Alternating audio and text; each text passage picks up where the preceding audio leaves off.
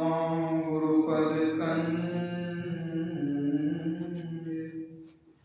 कृपा सिंधु रूप हरि महामोहतम जासु वचन रवि कर गुरु बिनु ज्ञान न उपजे गुरु बिनु मिले न भेव गुरु बिनु संशय न मिटे जय जय जय गुरुदेव।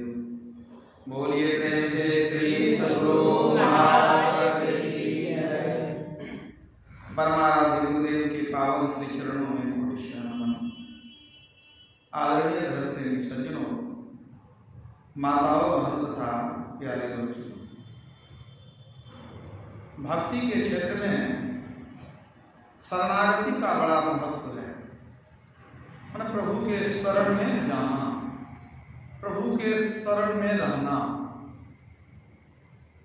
जैसे बच्चा माँ के गोद में जब चला जाता है तो निर्भय हो जाता है, उसको विश्वास है कि माँ हमारी रक्षा अवश्य करेगी। कोई भय होता है तो दौड़कर माता के गोद में चला जाता है।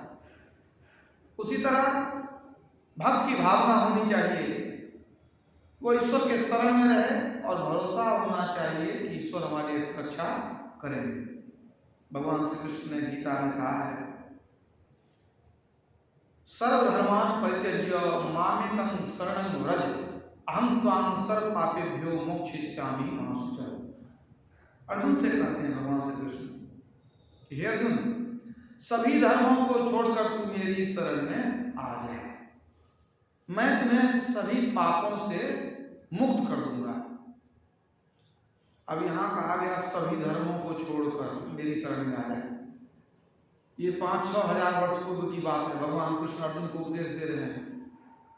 तो उस समय और कौन कौन धर्म था जिसको छोड़कर बोले मेरी शरण में आ जाए। ईसाई धर्म को 2000 वर्ष के लगभग हुए हैं या कुछ अधिक, 2500 वर्ष। इस्लाम धर्म को 1500 वर्ष हुआ है। और ये जो सिख धर्म है या जैन धर्म या बौद्ध धर्म, ये तो बहुत और बात का है। तो भगवान श्री कृष्ण के समय में कौन कौन धर्म था कि उन्होंने कहा कि सब धर्म को छोड़ दो, मेरी शरण में आ जाओ। उस समय तो एक धर्म था, सनातन धर्म, और कोई धर्म था ही नहीं। तो कहने का क्या मतलब था कि सनातन धर्म को भी छोड़ दो?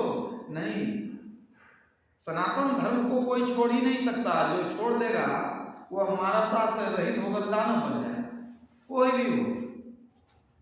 असल धर्म तो एक ही एक है। तो भगवान कैसे कहते हैं सभी धर्मों को छोड़कर आ जाए? भगवान के कहने का मतलब था प्रत्येक मनुष्य हमेशा इंद्रियों के धर्म में बरतता है। इंद्रियों के धर्म बरतता है मतलब देखता है, कभी सुनता है, कभी खाता है, कभी सूंघता है, कभी स्पर्श करता है। तो इंद्रियों के धर्म में लगा रहता है।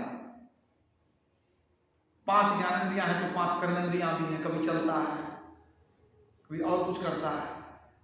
तो हमेशा जो इंद्रियों के धर्म में लगे रहते हैं तो इंद्रियां कहाँ जाएगी? भोग में जाएगी ना। और जब भोग में रहेंगे हम तो प्रभु से दूर होंगे, क्योंकि भोग जो है मन को आनंदित करता है, मन को चंचल करता है, मन को मलिन करता है। भगवान कहते हैं सभी धर्मों को छोड़कर मेरी शरण में आओ। मतलब तुम जो इंद्रियों के धर्म में बरतते हो तो इंद्रियों के धर्म से अपने आप को हटाओ। यही बात भगवान राम ने कहा था शबरी को, छठ दमशील विरति का बहुकर्मा, इंद्रियों को रोकने का स्वभाव बनाओ। इस इंद्रियों का अपना अपना धर्म है। आंख का धर्म है देखना, कान का धर्म है सुनना, नाक का धर्म है सूंघना, जीवा का धर्म है स्वाद लेना, त्वचा का धर्म है स्पर्श करना। तो इन सब धर्मों को छोड़कर तू मेरी शरण में आ जा। मतलब हम प्रभु की शरण में तब जाएंगे जब इंद्रियां हमारी काम नहीं करेगी। सभी धर्मों को छोड़कर, इंद्रियों के धर्मों को छोड़कर मेरी शरण में आ जा, मैं तुमको सारे पापों से मुक्ति दिला दूंगा। और क्या कर सकते हैं भगवान? जब शरण में आ जाएंगे, भक्त बन जाएंगे तो और क्या करेंगे? तो भगवान श्री कृष्ण ने यह भी कहा है, योगक्षेमं वहाम्यहम्, मैं अपने भक्तों का योगक्षेम वहन करता हूँ, भक्तों का योगक्षेम करता हूँ। योगक्षेम क्या मतलब हुआ? योग मतलब जो आवश्यकता है वो जुटा देता हूँ, मतलब अभाव की पूर्ति कर देता हूँ। योग उनको उन सब वस्तुओं को मैं देता हूँ जो उनको जरूरी है, आवश्यकता है। तो जो आवश्यकता है उसकी मैं पूर्ति कर देता हूँ, ये हो गया योग। अक्षेम मतलब रक्षा करना, मैं जो देता हूँ उसकी भी रक्षा करता हूँ। मैं भक्तों को देता भी हूँ, रक्षा भी करता हूँ। वास्तव में बात सही है। जब हम बिल्कुल शरणागत हो जाएंगे तो वो हमारी रक्षा करेंगे, जब हम अपनी बुद्धि नहीं लगाएंगे तब परमात्मा हमारी हर तरह से रक्षा करेंगे। भगवान श्री कृष्ण के एक बहुत बड़े भक्त हुए अब्दुल रहीम खान खाना, रहीम कवि जिनको आप कहते हैं। उनके संबंध में एक घटना सुनाता हूं। यद्यपि वो मुसलमान थे, भक्त हरिदास भी मुसलमान थे, भगवान के भक्त बन गए, सनातन धर्म के अनुसार जीवन जीने लगे, उसी तरह ये भी थे। किसी समय में हिंदुस्तान के कुछ हिस्से में हुमायूं का शासन था, बादशाह हुमायूं था, बाबर का बेटा हुमायूं। हुमायूं की सेना में बैरम खां नाम का एक सिपाही था, बैरम खां। तो हुमायूं की आकस्मिक रूप से मृत्यु हो गई। जब मृत्यु हो गई तो उस समय हुमायूं का बेटा अकबर मात्र 14 वर्ष का था। तो बैरम खां जो हुमायूं का एक विश्वसनीय सिपाही था, उसने शाहजादा अकबर को बादशाह घोषित कर दिया 14 वर्ष की अवस्था में, और स्वयं उसका संरक्षक बन गया, देखभाल करने वाला अभिभावक, क्योंकि हुमायूं की मृत्यु हो गई तो वो देखभाल भी करता था, संरक्षक बन गया और शासन चलाने में मदद करता था। मुगल शासक को मैंने शासन को आगे बढ़ाने लग गया। तो अकबर तो 14 वर्ष का था और उसको साथ मिल गया बैरम खां का, जो विश्वसनीय आदमी था उसके पिता का। इस तरह से समय गुजरने लगा। बैरम खां का एक पुत्र था, उसका नाम था अब्दुल रहीम। जब वो बालक मात्र 5 वर्ष का था, उसी समय बैरम खां की किसी दुश्मन ने हत्या कर दी। बहुत सारे दुश्मन थे उन लोगों के। जब हत्या कर दी तो 5 वर्ष का ये अब्दुल रहीम बालक था, तब तक अकबर तो बड़ा हो गया था ना, अकबर तो अपना शासन संभाल लिया। अब अब्दुल रहीम को अपने पिता के तरह जो है, अपने बेटा के तरह प्यार करने लगा कौन? अकबर। क्योंकि अब्दुल रहीम के पिता जो थे बैरम खां, वही इनको रक्षा किए थे अकबर को। तो अकबर ने उनके बेटे को अपने बेटे की तरह पालना पोसना शुरू किया, पढ़ाया लिखाया, बहुत अच्छी तरह से देखभाल करने लगा। बचपन से ही इनको भक्ति में बड़ा प्रेम था, तो छोटी उम्र से भक्ति करते थे, भगवान कृष्ण के भक्त हो गए। अब्दुल रहीम सद्गुण संपन्न थे, तो आगे चलकर पढ़े लिखे अब्दुल रहीम को अकबर के दरबार के 9 रत्न में शामिल किया गया। ये भक्त भी थे, कवि भी थे, योद्धा भी थे अब्दुल रहीम। 5000 सैनिक का कमांडर बना दिया अकबर ने इनको, इनके अंदर में दे दिया 5000 सैनिक। तो ये देश की रक्षा भी करते थे अपना, और भक्ति भी करते थे, कविता भी लिखते थे। एक बार दक्षिण भाग में, देश के दक्षिण भाग में कहीं कोई उपद्रव हो गया, किसी राजा से युद्ध की नौबत आ गई। तो अकबर ने अब्दुल रहीम को भेज दिया कि जाओ, तुम ही चले जाओ वहां युद्ध लड़ने के लिए। तो सेना लेकर के अब्दुल रहीम चला गया दक्षिण दिशा की ओर, और वहां जो दुश्मन राजा था उससे घनघोर युद्ध हुआ, बहुत युद्ध चला। युद्ध के बाद अंततः वो दुश्मन राजा हार गया, अब्दुल रहीम विजयी हो गए। विजयी जब हो गए, उसके बाद ये अपने शिविर में आ गए, तो दुश्मन राजा ने संदेशा भेजा कि अब तो युद्ध समाप्त हो गया, जो होना था हो गया, मैं चाहता हूं कि आपकी मेरी संधि हो जाए, हम लोग मित्रता कर लें, ताकि भविष्य में हम लोग प्रेम पूर्वक रह सकें। तो अब्दुल रहीम नेक दिल इंसान थे, भक्त थे, दयालु भी थे। उन्होंने जो प्रस्ताव दिया कि हम लोग दोस्ती कर लें, इन्होंने संधि का प्रस्ताव स्वीकार कर लिया, दोस्ती मान लिया। तब उस दुश्मन राजा ने कहा कि हम कैसे बुझेंगे कि आपने हमको माफ कर दिया या हमारी मित्रता हो गई। आप हमारे घर कम से कम भोजन ग्रहण करने के लिए आइए, लेकिन फौज लेकर के नहीं आइए। ये मित्रता की बात है, इसमें डरने की कोई बात नहीं है। तो आप बिना फौज के हमारे घर पर आइए, हमारा आतिथ्य ग्रहण कीजिए और भोजन यही ग्रहण कीजिए, ताकि हम लोगों की मित्रता और प्रगाढ़ हो जाए। अब्दुल रहीम मान गए, ठीक है, दयालु आदमी थे ही, विश्वास करते थे, मान गए। समयानुसार ही अपने शिविर से चले दुश्मन राजा के यहाँ, उसके यहाँ चले कि आज भोजन वहां करना है। फौज सबको छोड़ दिया, अकेले गए थे। और जब वो राजमहल में प्रवेश करने वाले थे अब्दुल रहीम, उसी समय एक छोटा सा बालक आ गया रास्ते में। कहा मत जाइए, आप राजा के यहाँ मत जाइए। इन्होंने कहा नहीं, मैं वचन दिया हूं, कैसे तोड़ दूंगा। बालक जिद करने लगा कि नहीं आप मत जाइए, आपको खतरा है, मत जाइए। कहा नहीं, खतरा क्या, दोस्ती में खतरा क्या है। अब वो बालक कितना भी कहे, ये माने नहीं।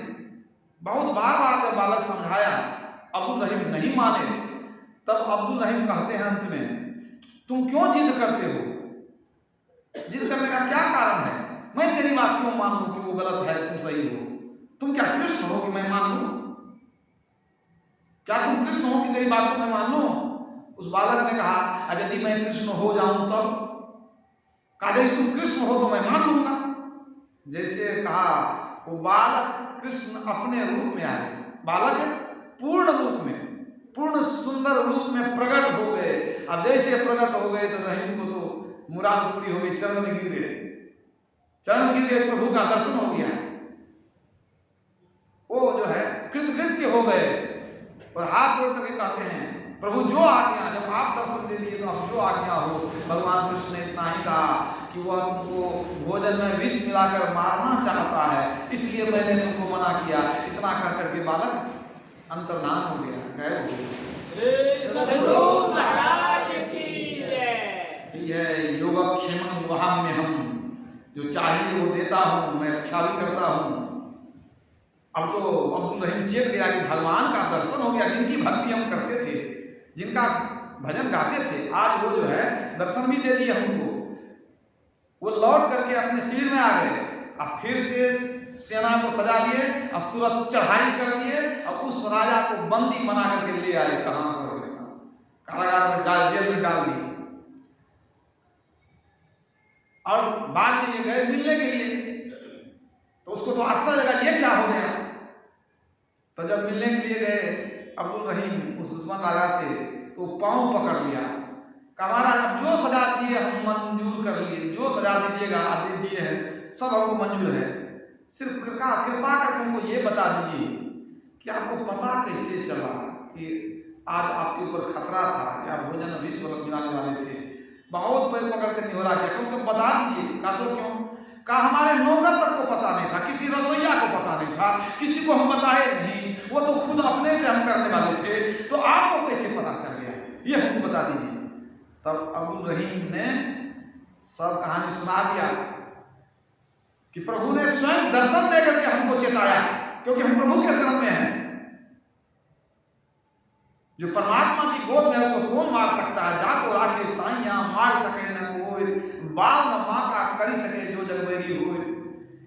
ये सुन करके वो राजा का, जो दुश्मन राजा था, उसका मन पूरा बदल गया और जितने दिन तक जेल में रहा उसका ऐसा मन बदला कि वो भी कृष्ण भक्त हो गया।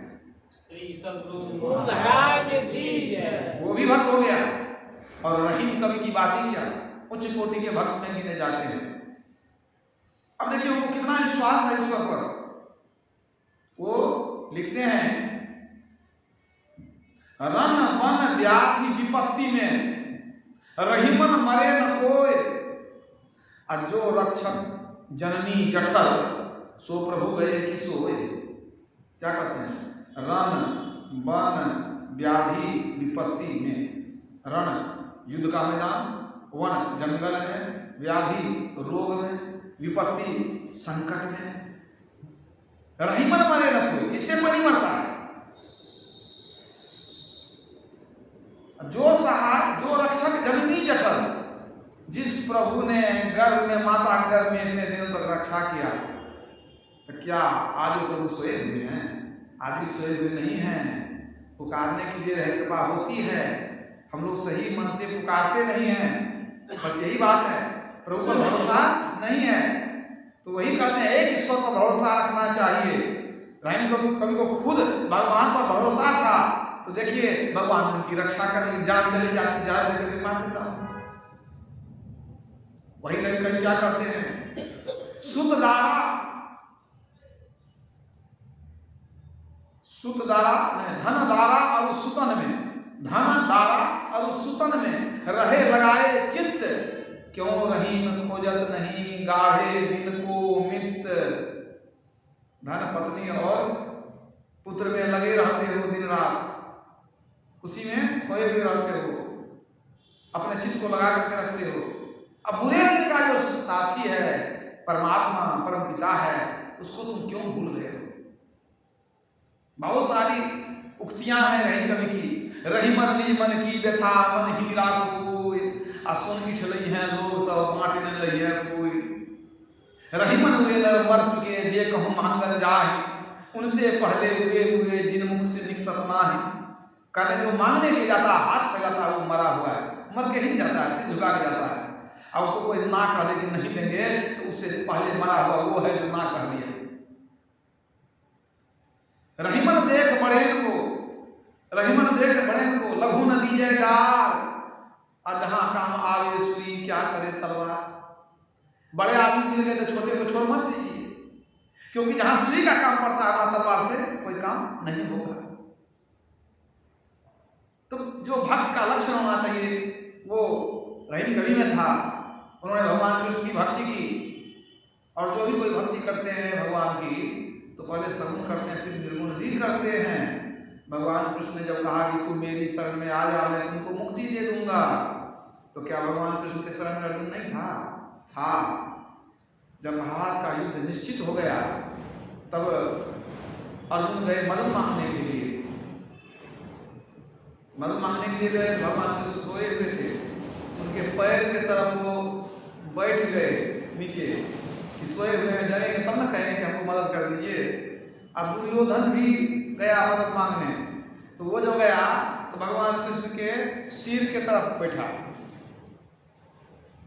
लेकिन पहले दुर्योधन ही गया था, पहले वो दुर्योधन गया, लेकिन भगवान के सिर के तरफ जाकर के बैठ गया। अब बाद में अर्जुन आया तो पैर के तरफ बैठ गया। भगवान कृष्ण की आंख खुली, तो जैसे आंख खुली तो आंख तो पैर की तरफ नजर जाएगी ना। उन्होंने कहा कि अर्जुन कहो कैसे आना हुआ? पीछे से दुर्योधन कहता कि मैं पहले आया, मुझसे पहले पूछिए। कहा तू पहले आया है, मैंने तो उसको पहले देखा ना, तो पहले तो उसी को देखा, इसीलिए पूछ रहा हूँ क्या चाहिए। तो उन्होंने कहा मदद मांगने आया हूँ। दुर्योधन ने कहा मैं भी मदद मांगने आया हूँ आपसे। भगवान कृष्ण ने कहा कि अब दोनों आए हो, अब दोनों मेरे प्रिय हो, दोनों मेरे सखा संबंधी हो, दोनों को मदद करूंगा मैं। लेकिन एक बात याद रखो, एक तरफ मेरी नारायणी सेना है, एक भाई नारायणी सेना ले जाना, एक भाई के साथ मैं रहूंगा। यदि कोई मुझको लेगा तो सेना उसको नहीं मिलेगी, और जो सेना लेगा उसके साथ मैं नहीं रहूंगा।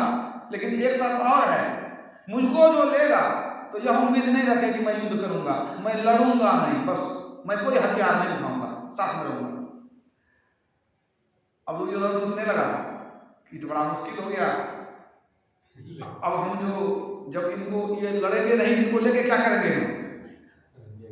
तो दुर्योधन ने कहा कि पहले मैं मांगता हूं। तो भगवान कृष्ण ने कहा देखो मैंने अर्जुन को पहले देखा है, अब दूसरी बात तुमसे छोटा भी है, तो छोटा को पहले मांगने का अधिकार होना चाहिए ना, तो पहले इसी को मांगने दो। अब दुर्योधन घबरा गया कि कहीं नारायणी सेना न मांग ले, कहीं भगवान कृष्ण को लेके क्या करेंगे, तो लड़ेंगे नहीं, ये कहीं सेना न मांग ले। लेकिन अर्जुन ने कहा कि प्रभु हमको सेना नहीं चाहिए। दुर्योधन का मन खिल गया कि हाँ जो चाहते थे वही हुआ, हमको तो आप चाहिए। कहा ठीक से सोच लेना, हम लड़ाई नहीं करेंगे, कोई हथियार नहीं उठाएंगे। कहा कोई बात नहीं, आप हथियार उठाइए नहीं, लड़िए नहीं, हमारा साथ दीजिए, मार्गदर्शन कीजिए, हमारे साथ रहिए, यही काफी है। अब दुर्योधन भी खुश, ये भी खुश, कहा एक मस्त ऐसा ही होगा। दुर्योधन नारायणी सेना ले लिया, अर्जुन भगवान कृष्ण को ले लिया। अब जरा सोचिए कि कितना वो मानते थे भगवान कृष्ण को, कितना विश्वास था कि नहीं? प्रगाढ़ प्रेम था कि सेना नहीं चाहिए, अपवाद चाहिए, उन पर विश्वास था, शरणागति थी उनकी, भगवान के शरण में आए थे। सेना तो कहीं से मिल सकता, लेकिन भगवान नहीं मिल सकते। इतनी शरणागति होने पर भी बाद में जब युद्ध हुआ, भगवान क्या कहते हैं, तू मेरी शरण में आ जा, जबकि पहले शरण में है नहीं, फिर भी कहते हैं मेरी शरण में आ जा। क्या मतलब हुआ? अगर शरण में पहले से थे तो कहना चाहिए कि तू तो पहले से मेरी शरण में है। जैसे भगवान ने शबरी को कहा था, भगवान राम ने, कि तू तो नव भक्ति में पारंगत हो, पहले से पारंगत हो।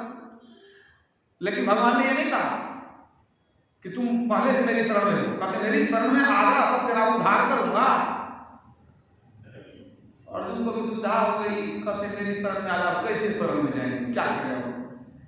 तब भगवान कृष्ण को ताड़ गए, तो वो बताए कि मेरी शरण में कौन आएगा, जो मुझको जानेगा वो मेरी शरण में आएगा, और जो मुझको जानेगा ही नहीं वो मेरी शरण में क्या आएगा? जिसके शरण में आप जाएंगे उसको ठीक से जानेंगे तब ना शरण में जाएंगे।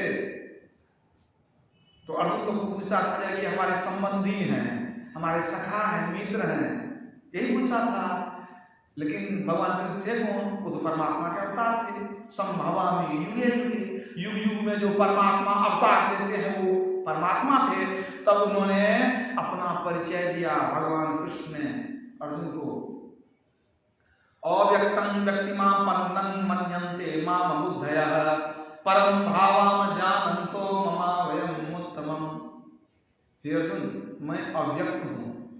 अव्यक्त का क्या अर्थ है? जो प्रकट नहीं हो, जिसको देख नहीं सके, छू नहीं सके। मैं अव्यक्त हूँ। मुझ अव्यक्त के परम भाव को, उत्तम भाव को न जानते हुए अज्ञानी लोग, मूर्ख लोग मुझको शरीरधारी समझते हैं। वस्तुतः मेरा जो अव्यक्त रूप है वही उत्तम रूप है, वही असली रूप है। भगवान क्या कहते हैं? मेरा दो रूप है, एक अव्यक्त है जिसको देख नहीं सकोगे, मतलब मैं निर्गुण निराकार हूं, और वही असल रूप है, वही सत्य है। ये जो देख रहे हो ये तो नाटक है। कभी कभी हम रूप बनाते हैं, यथा अनेकन भेष धरी नृत्य करे नट कोई। तुलसीदास जी कहते हैं कि जैसे बहुरूपिया बहुत तरह का रूप बना करके और लीला करता है, रूप बना क्या करता है? नाटक करता है। उसी तरह परमात्मा भी कभी कभी नाटक करते हैं। भगत हे तो भगवान प्रभु राम त्रिभु, भक्तों के हित के लिए परमात्मा जो है कभी राम बन जाते हैं, कभी कृष्ण बन जाते हैं, लेकिन असल रूप उनका निर्गुण निराकार रहता है। तो अर्जुन को बताया कि मैं कौन हूँ, मेरी शरण में आना मतलब तुम मुझको पहले जानो, तब मेरी शरण में कैसे आएगा उसको देखो। तो भगवान बता दिए मैं अव्यक्त हूँ। तो जो अव्यक्त है वह दो चार रस नहीं हो सकता। वो अव्यक्त परमात्मा जो है वो एक ही एक होता है, दो चार रस हो ही नहीं सकता। वो तो ईश्वर के अवतार थे। कहते हैं मैं युग युग में अवतार लेता हूँ। जैसे अभी अवतार नहीं लिए तभी क्या परमात्मा नहीं है? अभी भी परमात्मा है, अभी सगुण रूप में नहीं है, शरीर रूप में नहीं है, अभी वो निर्गुण निराकार रूप में है। और निर्गुण निराकार रूप में वो सतत रहते हैं। जब राम बनकर आते हैं तब भी निर्गुण रहते हैं, अपने अंश से अवतार लिए निर्गुण भी रह गए। पानी से बर्फ बनता है, बर्फ बनता है, सगुण रूप हो गया उसका, वो कड़ा हो गया। लेकिन बर्फ बनने से ऐसा नहीं है कि अब पानी नहीं बचा, सब पानी बर्फ हो गया, सो पानी भी रहता है, बर्फ भी है। उसी तरह निर्गुण निराकार भी है, साकार रूप में भी आते हैं। तो उसी परमात्मा की भक्ति करने के लिए संत लोग बतलाते हैं कि एक परमात्मा की भक्ति करो। परमात्मा एक ही है, रूप उनके अनेक हैं। किसी रूप की भक्ति कर सकते हो, लेकिन एक ही रूप को पकड़ो। रूप भी एक ही पकड़ेंगे, क्योंकि किसी अनेक रूप को पकड़ के क्या करेंगे? मान लीजिए कि दर्द की दवाई है एनाल्जिन भी है, नोवाल्जिन भी, अब दोनों का केमिकल कंपोजिशन एक ही है। तो क्या कीजिएगा? आपको दर्द का दवाई खाना है तो एनाल्जिन भी खाइएगा, नोवाल्जिन भी खाइएगा? तो कंपोजिशन सेम है, काम एक है, तो एक को पकड़ेंगे, एक दवाई लेंगे, काम खत्म हो गया आपको। तो कहने का मतलब यह है कि ईश्वर तो एक ही है, रूप उनका अनेक है, अनेक रूप को पकड़ेंगे बिखराव होगा, एक को पकड़ेंगे सिमटाव होगा, बस इतना ही अंतर है। तो हमारे गुरुदेव ने क्या कहा, ईश्वर क्या है, जो परम तत्व आदि अंत रहित असीम अजन्मा अगोचर सर्वव्यापक और सर्वव्यापकता के भी परे है, उसे ही सर्वेश्वर सर्वाधार मानना चाहिए। ये ईश्वर की परिभाषा उन्होंने दी। जो परम तत्व मतलब मूल तत्व जिससे सृष्टि बनी है, जो परम तत्व मूल तत्व वही मूल है, उससे पहले कुछ था नहीं। जो परम तत्व आदि अंत रहित, ईश्वर का आदि नहीं है कि कहां से शुरू, अंत नहीं है कि कहां खत्म, असीम, उसकी कोई सीमा नहीं है, कोई घेरा नहीं है।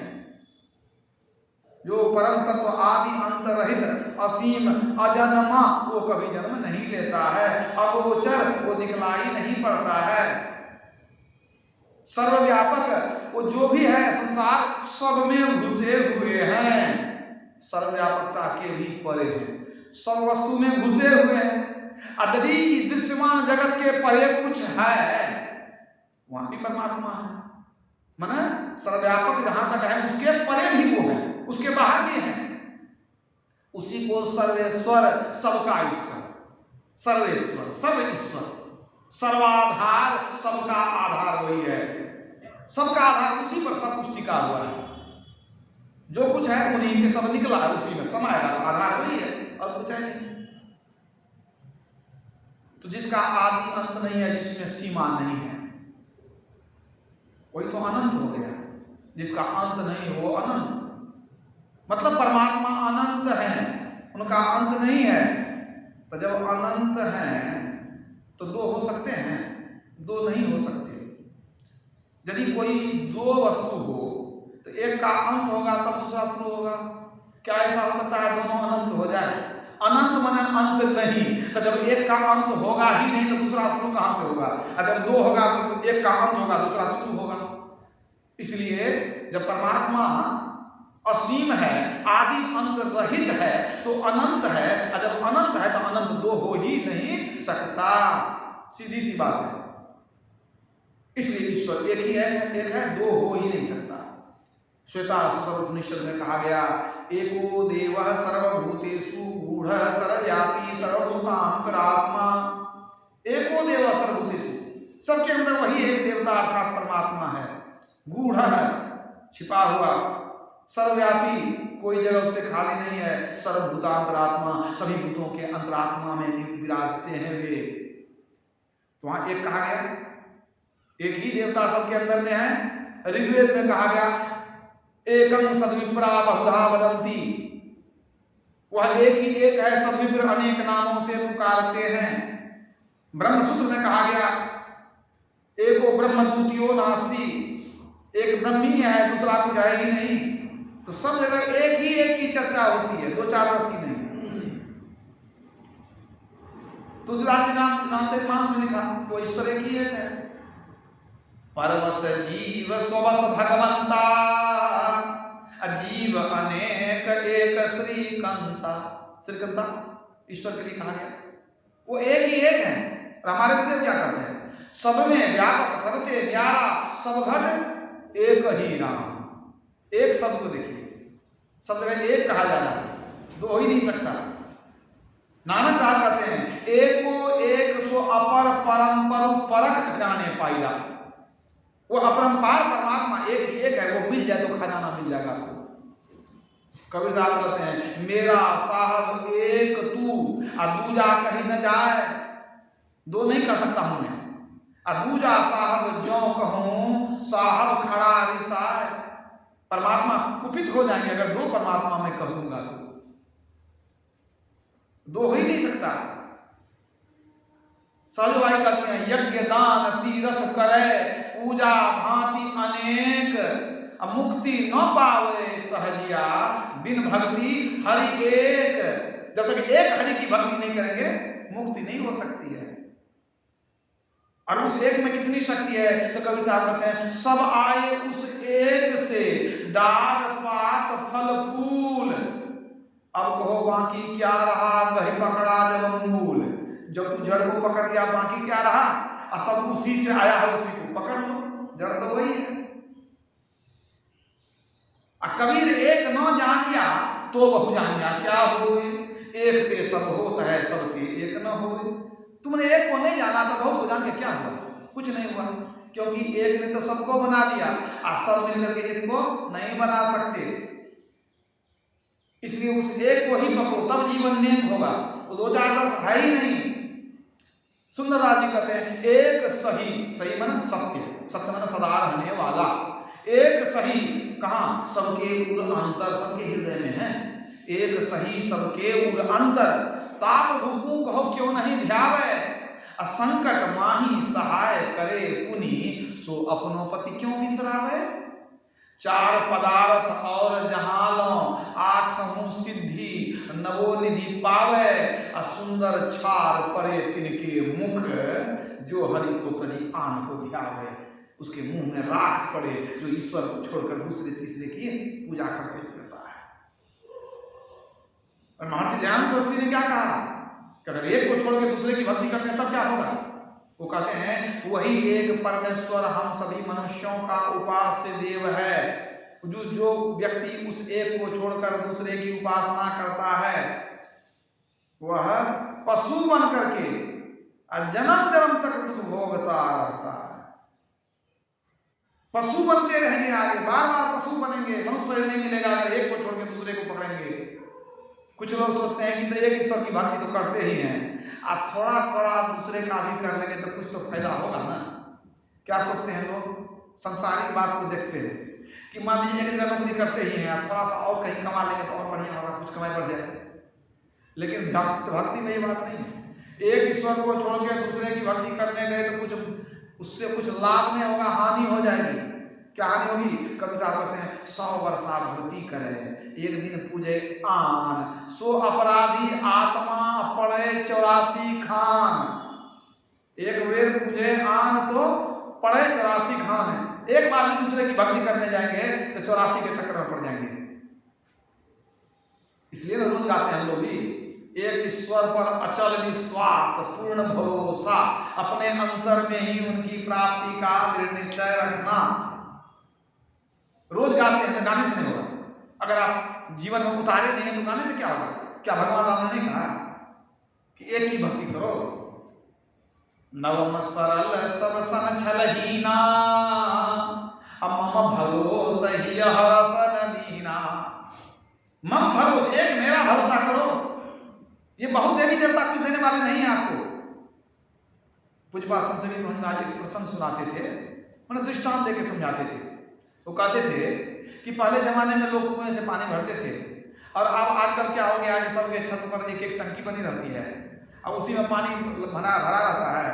और घर में एक नल लगा हुआ है, नल खोले तो टंकी से पानी मिल जाता है। अब क्या है कि टंकी में पानी कहाँ से गया है? जमीन से ही गया है, बोरिंग के द्वारा उसमें डालते हैं। तो अब क्या है कि टंकी से हम पानी लेते हैं तो पानी लेते हैं कभी कभी टंकी का पानी खत्म हो जाता है, ठीक है।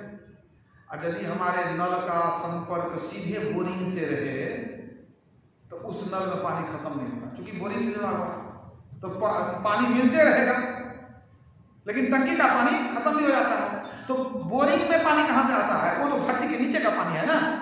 अगर धरती के नीचे के पानी से संपर्क है नल को तो पानी खत्म नहीं होगा। दूसरी बात, वो पानी एक ही एक है, 2 4 10 नहीं हो, धरती के अंदर का पानी एक ही एक है। लेकिन यहाँ जो टंकी है तो सबके छत का टंकी अलग है, पानी भी अलग है ना। ठीक उसी तरह जो धरती के नीचे का जल है वो है परमात्मा, और जो सबके छत पर एक एक टंकी वो क्या है? अनेक देवी देवता। फिर गुरुदेव समझाते थे कि आपको टंकी से पानी लेते हैं और कभी कभी टंकी खाली हो जाए तो पानी नहीं मिलेगा, लेकिन बोरिंग से संपर्क रहेगा नल का तो पानी कभी खाली नहीं होगा। मतलब क्या हुआ कि उसी तरह आप एक एक देवी देवता की पूजा करते रहिए, कभी कुछ देंगे कभी नहीं भी देंगे, आपको कभी नहीं भी मिलेगा, लेकिन एक बात याद रखिए, अगर आप एक ईश्वर से मांगते हैं तो जैसे बोरिंग कभी खाली नहीं होता, धरती में पानी रहता ही रहता है, तो उसी तरह परमात्मा से संपर्क बना लीजिए तो आपको कभी भी हानि नहीं उठानी पड़ेगी और निराश नहीं होना पड़ेगा। और एक बात और कि जैसे टंकी में पानी भी बोरिंग से ही जाता है, उसी तरह देवी देवता को भी देने वाले परमात्मा ही है। तो देवी देवता से मांगते हैं हम, देवी देवता को मिलता है परमात्मा से। अगर हम अपना सीधे संपर्क परमात्मा से बना दें तो देवी देवता से मांगने की जरूरत नहीं है। ब्रह्म कवि कहते हैं कि तू घबराता क्यों है, जब दांत न थे तब दूध दियो, अब दांत दियो तो को अन्न भी दई है, जान को दे तो अजान को दे तो जहान को दे तो को भी दई है। जल में थल में पशु पक्षिन में सबकी सुधि लेत वो तेरो भी लई है। रे मन मूर्ख सोच करे क्यों, सोच किए कछु हाथ नहीं है। दुख प्रकट करने से कुछ नहीं होगा, तू भरोसा तो रखो। जब कीट पतंग सबको देते हैं, वो जल में थल में जितने जीव हैं सबको खिला रहे हैं, तो तुमको नहीं देंगे? ये तुमको भी देंगे। जब दांत नहीं था तो माता के शरीर में दूध दिए परमात्मा ने, और जब दांत हो गया तो फल मिठाई भी भेज दिए। कितनी व्यवस्था वो करते हैं। इसलिए भरोसा रखने के लिए कहा गया, एक भरोसो एक बल एक आस विश्वास, एक राम घनश्याम हित चातक तुलसीदास। एक भरोसो एक बल एक आस विश्वास, एक राम घनश्याम हित चातक तुलसीदास। जैसे चातक पक्षी वो जो है आसमान की तरफ बादल की तरफ वो लगा के रखता है टकटकी, उसी तरह एक राम पर हम भरोसा रखते हैं, वो सब कुछ देने वाला है। लेकिन विश्वास भरोसा होना चाहिए। जब दो चार के फेरों पड़ेंगे हमारी भक्ति व्यभिचारिणी भक्ति कहलाएगी, हमारा मन जो है बिखर जाएगा। इसलिए भगवान ने खुद कह दिया मम भरोस, मेरा भरोसा करो। भगवान कृष्ण ने कहा मेरी शरण में आ जा। गुरु महाराज कहते हैं एक ईश्वर पर अचल विश्वास। सभी संत पुकार पुकार के कहते हैं, भगवान जी कहते हैं एक को पकड़ो जीवन नेक होगा। हम लोग बहुत के फेर में पड़े रहते हैं और गड्ढे में गिर जाते हैं। जब बहुत की उपासना करेंगे तो आवागमन मिलना निश्चित है। जो अनेक की उपासना करेगा वो आवागमन में जाएगा। इसलिए एक ईश्वर पर ही विश्वास रखना चाहिए। पूज्यपाद सभी ब्रह्म महाराज कथा कभी कहा करते थे, कभी कभी कि ईश्वर विश्वासी बनो, इसी पर कहा करते थे। एक राजा था, वो कभी कभी शिकार खेलने जाता था तो अपने मंत्री को भी लेकर के जाता था। राजा मंत्री दोनों मिलकर के जाता था, लेकिन शिकार करता था राजा। मंत्री ईश्वर विश्वासी था, ईश्वर का भक्त था, राजा ईश्वर को नहीं मानता था। तो एक बार ऐसा हुआ कि राजा किसी शिकार के पीछे दौड़ा, घोड़ा दौड़ाया, दौड़ते दौड़ते वो जो अपना हथियार चलाया मारने के लिए किसी जानवर को, तो अपने ही हथियार से उसकी अंगुली कट गई, खून बहने लग गई। अब जो है मंत्री तुरंत जो है जा करके तुरंत अंगुली का पट्टी कर दिया, अपना जो भी कपड़ा था उसके पास वो पट्टी कर दिया, अंगुली तो कट गई उसकी, पट्टी कर दिया। और धीरे से कहता है मंत्री, घबराइए नहीं, ईश्वर जो करते हैं अच्छे के लिए करते हैं, ईश्वर जो करते हैं अच्छा ही करते हैं। ये सुन करके राजा को बड़ा बुरा लगा, कहा क्या बकते हो, ईश्वर का पक्की बात कहाँ से आ गई, हमको कष्ट हो रहा है, तू कहता अच्छे के लिए करते हैं, अच्छा करते हैं, ये कोई बात हुई। लेकिन मंत्री तो ईश्वर विश्वासी था, उसको नहीं रहा गया, फिर से कह दिया असो जो कहिए, लेकिन ईश्वर जो करते हैं अच्छा ही करते हैं। बड़ा क्रोध आया इसको, खाता है हमारा ईश्वर का गुण गाता है, जो कभी न दिखाई पड़ता है सुनाई पड़ता है, उसके बारे में गुण गाता है। मन में बड़ा क्रोध उत्पन्न हो गया। जब लौट के आया तो कह दिया मंत्री, तेरे ऐसे आदमी की हमको आवश्यकता नहीं है, तू चला जा अपने घर, कोई जरूरत नहीं है। अरे हमको कष्ट है, तू कहता अच्छा के लिए होता है, हम तुमको नहीं रखेंगे, निकल जा मेरे राज्य से, मतलब मेरे महल से। अब तुमको ये नौकरी, तुमको हम नौकरी से बर्खास्त करते हैं, चले जाओ। तो जाते जाते मंत्री कहता है ईश्वर जो करते हैं अच्छा ही करते हैं। तो ये सुन करके फिर को क्रोध आया कि कितना टेढ़ा है, नौकरी से निकाल दिए, कल क्या खाएगा उसका भरोसा नहीं। क्या कहता है ईश्वर जो करते हैं अच्छा करते हैं। देखते हैं ईश्वर क्या अच्छा करते हैं, 2-4 महीने में माथा ठीक हो जाएगा। अपने आया माफी मांगने के लिए, गलती मांगने के लिए, माफी मांगेगा तो रखेंगे, नहीं तो जाए अपना भीख मांगे, वो क्या निकाल दिया उसको। वो बेचारा किसी तरह अपना गुजर करने लगा, संतोषी था, ईश्वर भक्त था, अपना समय कट ही आता है। तो ईश्वर के शरण में हम राजा के भरोसे थोड़े जीता है, देने वाला परमात्मा है, और जिसको न दे भगवान उसको क्या देगा सुल्तान। तो ईश्वर देने वाले हैं, माध्यम बनाते हैं किसी न किसी को। वही बात हुई, बात आई गई होगी। आई उंगली जो कट गई तो कुछ दिन तक घाव आ गया, और जब घाव ठीक हो गया तो फिर अब सनक हुआ कि हो जाएंगे शिकार खेलने। और सब दिन जाता था मंत्री के साथ। उस दिन सोचा है मंत्री का क्या काम है, हम तो अभी जवान हैं, हमको क्या कोई दिक्कत है, हम खुद अकेले चले जाएंगे। तो मंत्री तो था नहीं, उसको तो निकाल दिया था। दूसरे किसी को नहीं लिया, अकेले चला गया कहाँ शिकार खेलने। अब शिकार खेलने गया तो उस बार जो है तो किसी हिरण के पीछे दौड़ते दौड़ते चला गया घनघोर जंगल में। अब उसको रास्ता भी गवा गया। अचानक हिरण तो कहाँ छिप गया, ठिकाना नहीं, ये रास्ता भूल गया।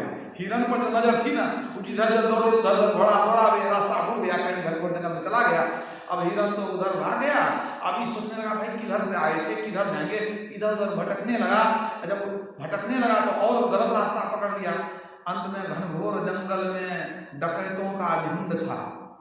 एक डकैत की नजर पड़ गई, कहा अरे आदमी है, पकड़ो पकड़ो। तो और आ गया 2-4 दोस्तों, इसको पकड़ करके ले गया सरदार के पास। सरदार के पास ले गया, कहता सरदार देखिए कितना सुंदर मनुष्य मिल गया है, देखिए प्रभु की कृपा कितनी है। सरदार भी खुश हो गया, कहने ने बहुत अच्छा तुम इसको ले आए।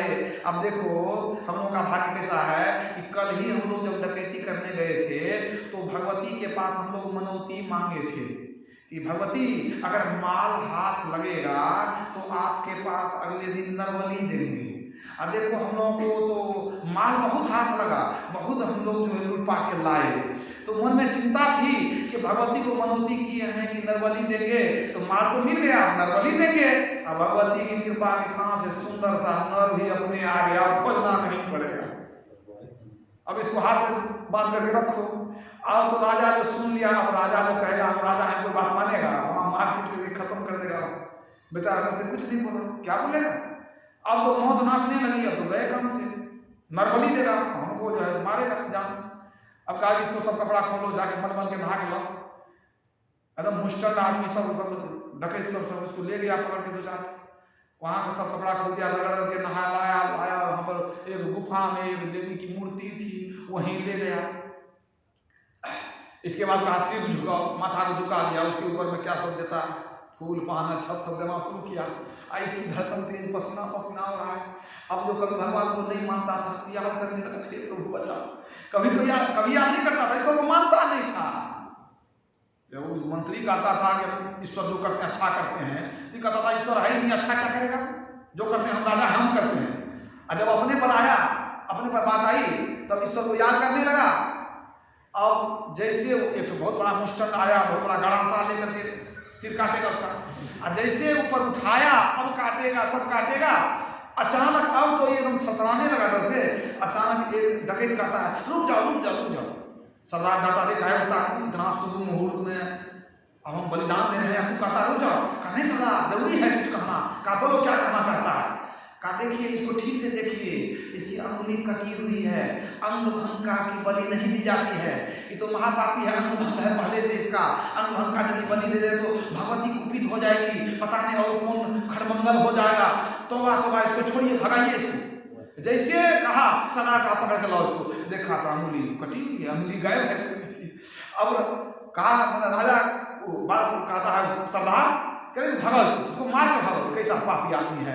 अभी हम लोग बड़ा कुकर्म करने जा रहे थे, गलत काम करते, अगर इसकी बलि दे देते तो हम लोग को बहुत बड़ा पाप हो जाता। भगाओ इसको, 2-4 थप्पड़ देकर भगाया, भागो यहाँ से, तेरी बलि देने वाले नहीं है, तो अंग भंग है।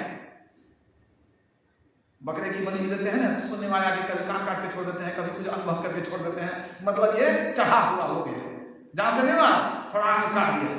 उसी तरह सरदार का अंग भंगा, इसको भगा दो यहाँ से। अब जब जान छूटी वहां से, तब मन में सोचा कि भगवान को याद किए, लेकिन किसी तरह जान तो बच गई। और जो कपड़ा था, गमछा उमछा जो भी था, लपेट के भागना शुरू किया। तो जो रास्ता भूल गया था कल, आज रास्ता भी मिल गया। भागते घर पहुंच गया। जब जान पर आती है तो रास्ता भी मिल जाता है। और जब घर पहुंच गया, रानी कहती है तो आप तो गए थे कितना बढ़िया पोशाक पहन करके, ये एक चादर लपेट करके आए हैं भागते हुए, ये क्या हो गया। अब गए थे कल, हम लोग तो सोचे क्या हुआ, मर गए कि क्या, नहीं तो मर ही गए थे, किसी तरह बच के आए। कल आज आए हैं, कहाँ रुके थे? बेचारा सब कहानी सुना दिया कि तो मौत के मुंह से आए, तू तो विधवा बनते बनते बच गई है, ऐसी ऐसी बात है। अब सुधा ना, अब हमको लगता है कि अब शिकार खेलना छोड़ना पड़ेगा, बड़ा झंझटिया चीज है, जान चली जाती। अब वो एकांत बैठ करके वही सब दृश्य दिमाग में घूमते रहता था। तब उसके मन में आया कि ईश्वर को याद किए तो किसी तरह बच गए। फिर याद आ गई किसी मंत्री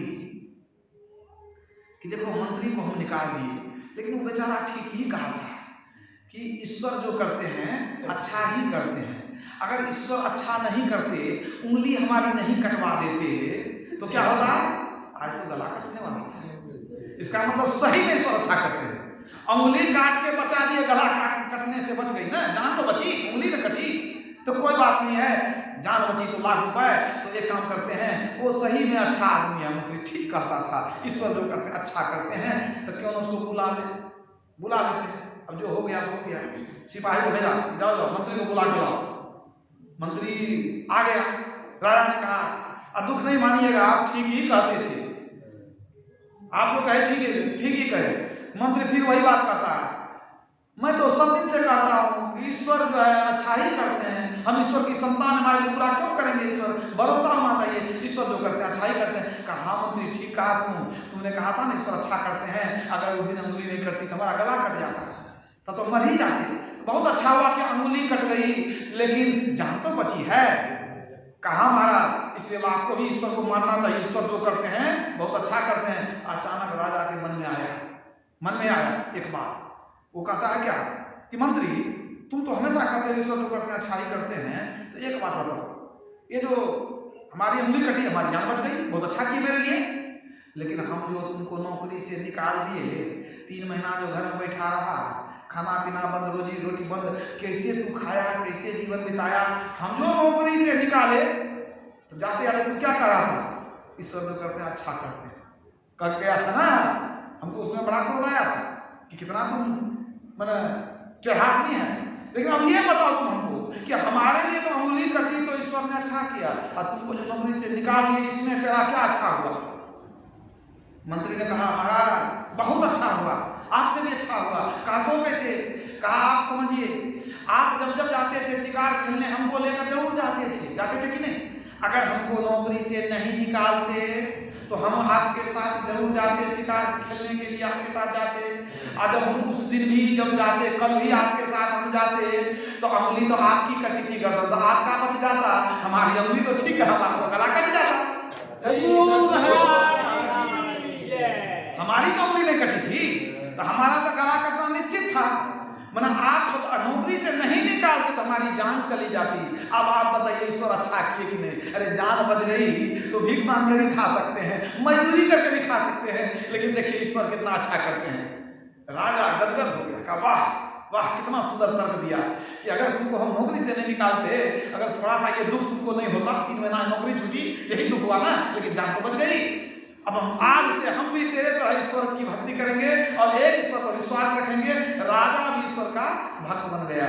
तो इस तरह से समझिए कि ईश्वर किस तरह से सबकी रक्षा करते हैं। हमारे अंदर कमी है, ईश्वर पर भरोसा नहीं है, विश्वास नहीं है, इसलिए कम फल मिलता है। जो जितना विश्वास करते हैं उनको उतना फल मिलता है। इसलिए एक ईश्वर पर ही विश्वास होनी चाहिए, एक ईश्वर की ही भक्ति होनी चाहिए, और यह विश्वास होना चाहिए जो देंगे सो एक ईश्वर ही देंगे, दूसरा कोई देने वाला नहीं है, याद रखिए। और ईश्वर के सगुण रूप है गुरुदेव, तो प्रत्यक्ष रूप में गुरु कृपा करते हैं और अप्रत्यक्ष रूप में परमात्मा कृपा करते हैं। इसलिए एक ईश्वर पर विश्वास करके उनकी भक्ति करें और अपना कल्याण बना लें। बोलिए प्रेम से।